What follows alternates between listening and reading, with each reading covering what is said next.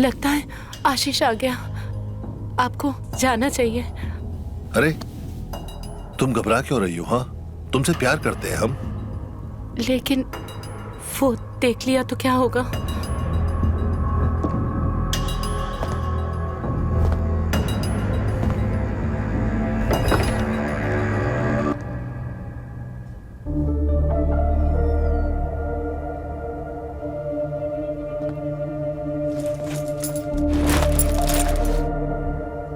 बाबूजी, आप इस टाइम हमारे रूम पे? सब ठीक तो है ना? वो बाबूजी की तबीयत खराब हो गई थी, मुझे थोड़ी नींद लग गई तो बाबूजी खुद आए थे दवाई लेने। एक काम तुमसे ठीक से नहीं होता है। ऐसी हालत में भी बाबूजी को यहां आना पड़ रहा है दवाई लेने के लिए। आशीष, अगर यहां किसी को डांट पड़नी चाहिए ना, तो वो तुम्हें पड़नी चाहिए।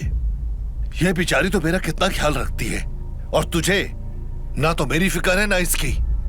और भूल मत, ये तेरी पत्नी है, तेरी नौकरानी नहीं।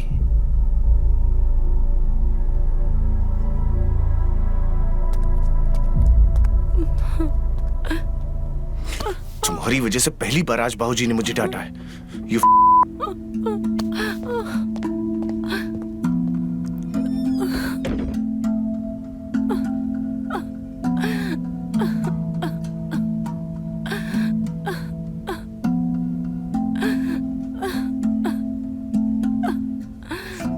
कितना फर्क है दोनों में। एक के छूने से बेपनाह इज्जत महसूस होती है, और दूसरे को छूने से नफरत।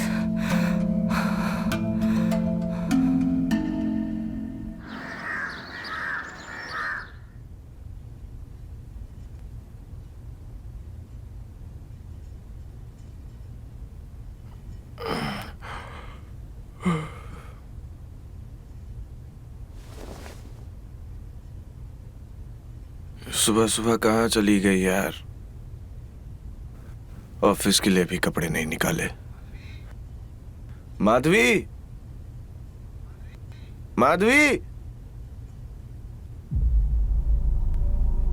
अरे यार, कल डांट दिया तो कहीं घर छोड़ के तो नहीं चली गई? अरे यार,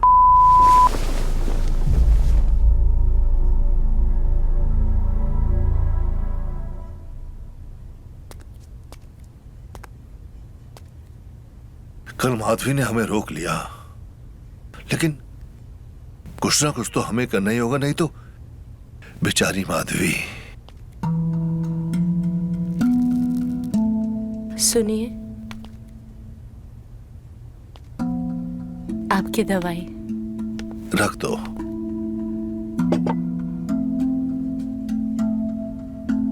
कल तुम्हें हमें रोकना नहीं चाहिए था। वो हम इस घर में शांति चाहते हैं, इसके लिए ये सब होने से पहले ही रोक दिया।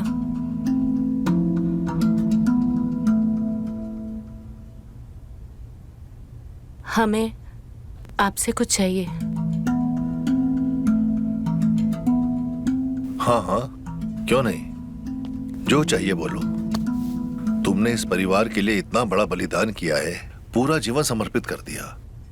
जो बोलोगी वो दिलवा देंगे। कहो क्या चाहिए?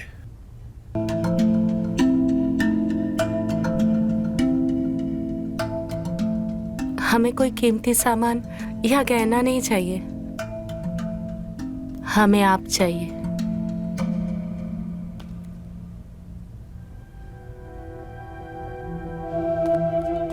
तुम जानती हो तुम कह क्या रही हो? बिल्कुल जानते हैं। 8 साल से इस परिवार में है, आपके परिवार को अब तक अंश दे नहीं पाए। बच्चे की वजह से आशीष भी नाराज है। देखो, हम तुम्हारी बात समझ नहीं पा रहे। कहना क्या चाहते हो तुम? आप समझ नहीं पा रहे? ये समझना नहीं चाहते हैं।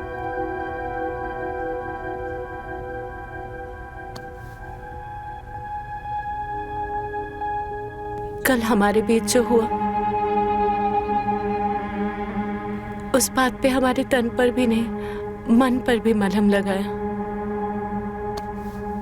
आपके छूने से जो एहसास मिला है, उसे हम कभी नहीं भूल सकते। ये एहसास मैं बार बार महसूस करना चाहती हूँ। मुझे फिर से वो खुशी दीजिए। मैं आपके आगे हाथ जोड़ती हूँ। अरे क्या क्या करने लगी हो तुम? ये सब सोचो भी मत। ये सब सोचना भी गलत है।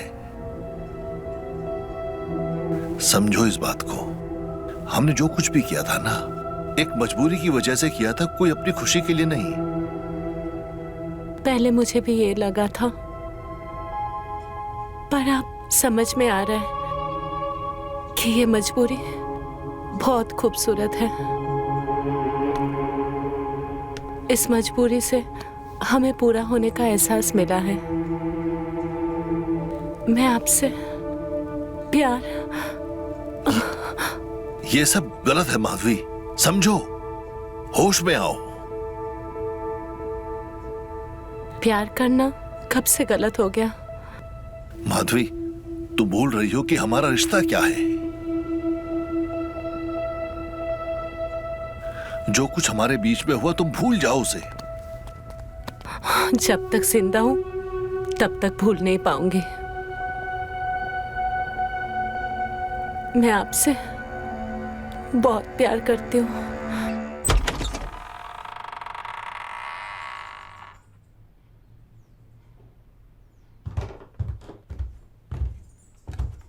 माधवी, ऑफिस के लिए लेट हो रहा हूं और तुम यहाँ। वो मेरे लिए दवाई लेके आई थी। बाबूजी, हर बार आप इसकी लापरवाही को आप बचा लेते हो, इसीलिए इतनी बिगड़ रही है।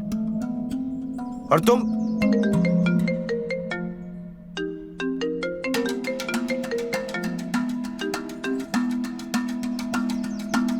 चलो, हमको लेट हो रहा है और टिफिन तैयार करो।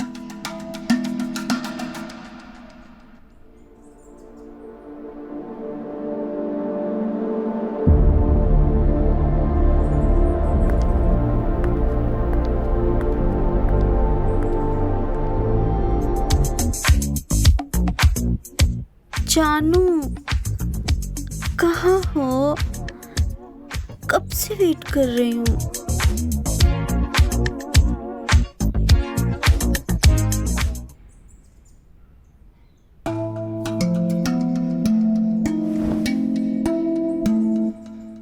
जानू, कहाँ हो? कब से वेट कर रही हूँ। यार, अब ये सीमा से छुप छुप के मिलना बहुत हो गया। इस जंजाल से भी छुटकारा पाना है। माधवी को छोड़ने का वक्त आ गया है।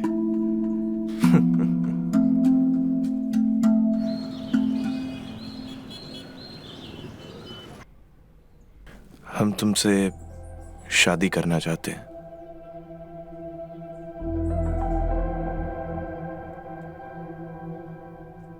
क्या हुआ? कुछ बोल क्यों नहीं रही हो? क्या हुआ? कुछ भी तो नहीं हुआ। मुझे लगा मैं शादी की बात करूंगा तुम खुश हो जाओगी, लेकिन तुम तो कुछ बोल ही नहीं रही। अचानक शादी की बात कहाँ से याद आ गई? बात यहाँ से आई है कि उस बांझ माधवी की है जो रोज रोज नौटंकी है ना, उससे मैं परेशान आ चुका हूँ। पहले मेरे पास वजह नहीं थी उसे छोड़ने के लिए, ठीक है, लेकिन रिपोर्ट आने के बाद वजह है। पहले ये बताओ, बाबूजी का क्या? वो हमारी शादी के लिए मान जाएंगे? यार, क्या बकवास करे जा रही हो? रही बात बाबूजी की ना, उनको मनाना हमारे बाएं हाथ का खेल है। जिस दिन उनको पता चल गया ना कि उनके पोते की इच्छा माधवी से नहीं सीमा से पूरे होने वाली है, वो खुद माधवी को घर से धक्के मार के बाहर निकाल देंगे। अपनी बकवास बंद करो। वो औरत बांझ नहीं है, बांझ तुम हो। तुम्हारी वजह से 8 साल से उस औरत को औलाद नसीब नहीं हुई है। किसी लायक नहीं हो तुम। क्या बोला तूने? क्या बोला? ये मत भूलो कि 8 साल में उस बांझ ने एक औलाद नहीं दी मुझे। छोड़ो मुझे। अगर तुम औलाद पैदा कर पाते ना तो मैं अनगिनत बार हो चुकी होती। प्यार से बात कर रहा हूं तो सर पे ना चढ़ो, समझी? होती कैसे जब हर बार दवाई दे रहा था तुझे खाने के लिए? तुम्हें लगता है मैंने तुम्हारी दी हुई वो दवाई खाई? एक भी नहीं खाया मैंने। तूने एक बार भी वो दवा नहीं ली? नहीं, मैं चाहती थी मैं वो दवाई ना लूं और मैं हो जाऊं और तुम मजबूरी में मुझसे शादी कर लो, लेकिन मेरी किस्मत ही ऐसी है। अच्छा, तो ये सब खेल खेल रही थी मेरे साथ? खेल खेलने का क्या ही फायदा? अकेली थी, अकेली हूँ और अकेले ही रहना पड़ेगा क्योंकि मेरी किस्मत ही खराब है, क्योंकि तुम कभी बाप नहीं बन सकते।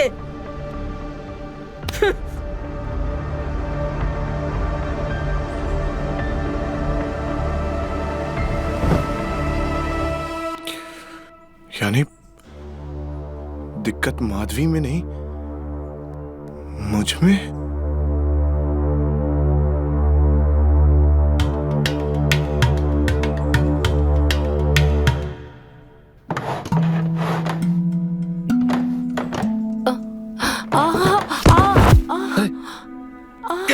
क्या हुआ? क्या हुआ? अरे ये क्या हो गया? मैं गिर गई। हमने कितनी बार कहा है तुमसे कि अपना ख्याल रखो, ऐसे गिरोगी तो ये ना तुम्हारे लिए अच्छा है ना आने वाले बच्चे के लिए। संभालो खुद को।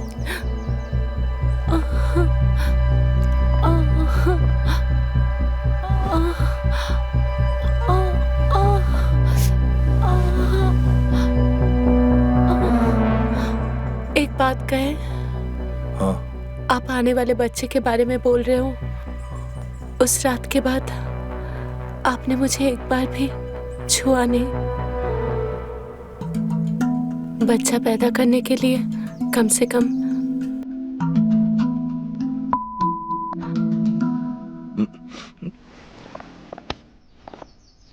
प्लीज, बहुत दर्द दे रहे हैं, कम से कम बाम तो लगा दीजिए।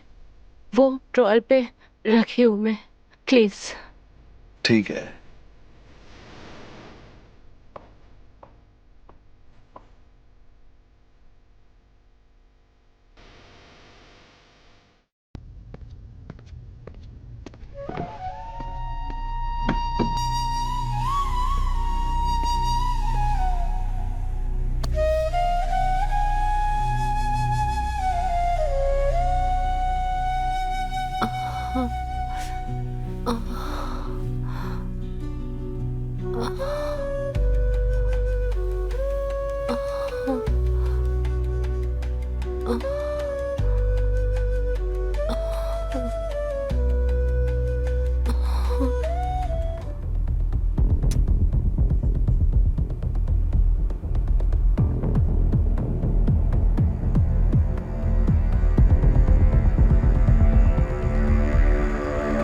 मैं बस अभी आया 2 मिनट में। क्यों, क्या हुआ? बस अभी आया।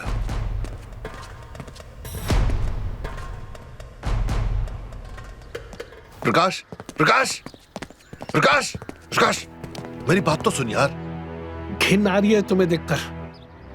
पोते के लालच में तक गिर जाओगे, वो भी अपनी बहू के साथ। छी। अरे यार मेरी बात तो सुन ले। बोल, क्या सफाई देना चाहता है? मैं भी तो सुनना चाहता हूँ, क्या सफाई देगा? अरे सफाई नहीं देना चाहता यार, मैं तुझे वो सच बताना चाहता हूँ जो मुझे खुद आज पता चला है। क्या पता चला? अब बताएगा भी या मैं चला जाऊं? यार वो बेचारी माधवी ना 8 साल से हरा भरा परिवार होकर भी बिल्कुल अकेली है, और आशीष उसको ऐसे ट्रीट करता है जैसे भेड़ बकरियों को हाँक रहा हो। आशीष ही क्या यार, हम पूरी मर्द जाति एक जैसी है जिसमें हम भी शामिल हैं। बीवी को नौकरानी समझते और खुद को बहुत समझदार, बहुत मेहनती। और यार मैंने भी ना अपनी बहू माधवी को ना बस अपना वंश आगे बढ़ाने की मशीन ही समझा। कभी यह जानने की कोशिश नहीं की कि वो बेचारी वो क्या चाहती है, उसके मन में क्या है। अब तू ही बता यार, मैं क्या गलत हूं? बात तो कायदे की कर रहे हो गुरु, लेकिन इस अन्याय के अलावा एक गड़बड़ और होगी। गड़बड़? क्या गड़बड़? आशीष का फोन आया था। उसके किसी दोस्त को चेकअप करवाना था कि वो बच्चा पैदा कर सकता है या नहीं, और मैंने डॉक्टर का नंबर उसे दे दिया। अरे अरे क्यों दे दिया नंबर? अरे उसके लिए नहीं, वो अपने लिए नंबर मांगा उसने, अपना चेकअप कराने के लिए यार। अब मुझे थोड़ी ना पता था तुम्हारे और माधवी के बीच में क्या चल रहा है। अब बताओ करना क्या है? अरे करना क्या है, आशीष को किसी भी तरह से उसका चेकअप कराने से रोकना होगा, नहीं तो वो ना माधवी को एक्सेप्ट करेगा और ना अपने होने वाले बच्चे को। और ये होगा कैसे?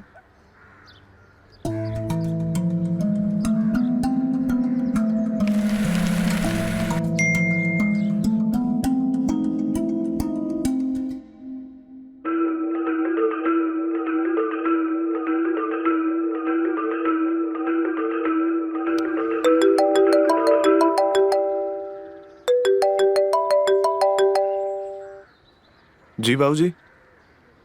हेलो आशीष, कहाँ है? अरे तेरे लिए खुशखबरी है बेटा, तू बाप बनने वाला है। बस जल्दी घर आ जा। क्या?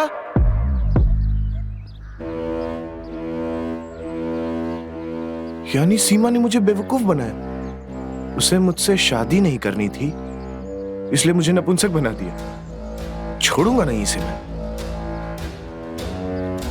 हाँ जी बाबूजी। जल्दी पहुंच। जी मैं आता हूं।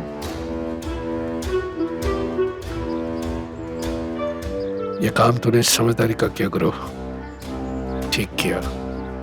लेकिन अभी काम पूरा नहीं हुआ है।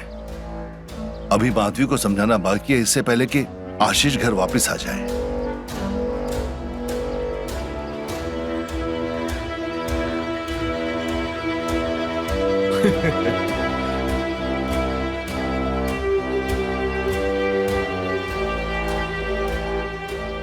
अब इसकी क्या जरूरत है?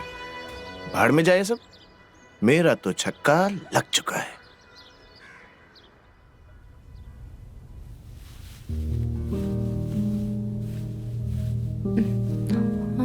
माधवी,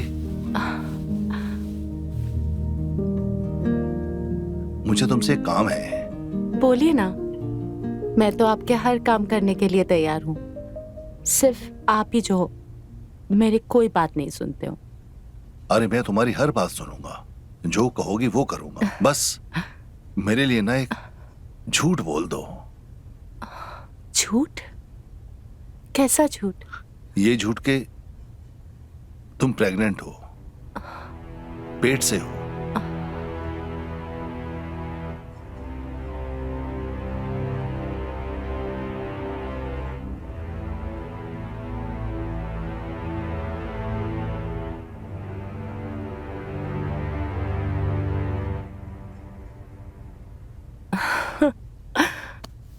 एक बात बोलूं आपसे, मैं सच में प्रेग्नेंट हूँ। हम तो तभी आपको बताने वाले थे, पर आप उसके पहले ही निकल गए थे, तो बोल नहीं पाए।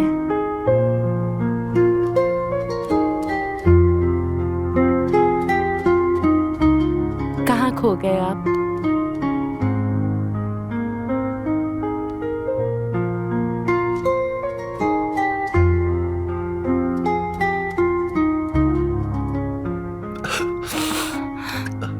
ये वक्त आंसू बहाने का नहीं है, जश्न बनाने का है।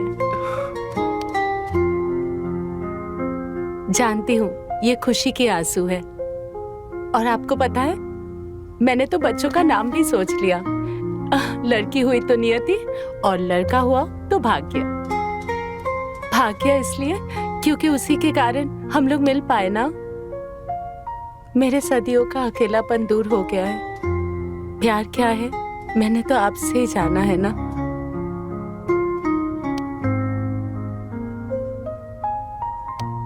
पर आपको मुझसे एक वादा करना होगा। हमारा रिश्ता जो बना है ना, उसको हमेशा ऐसे ही रखिए। वरना मैं हमारा रिश्ता, क्या नाम है हमारे रिश्ते का?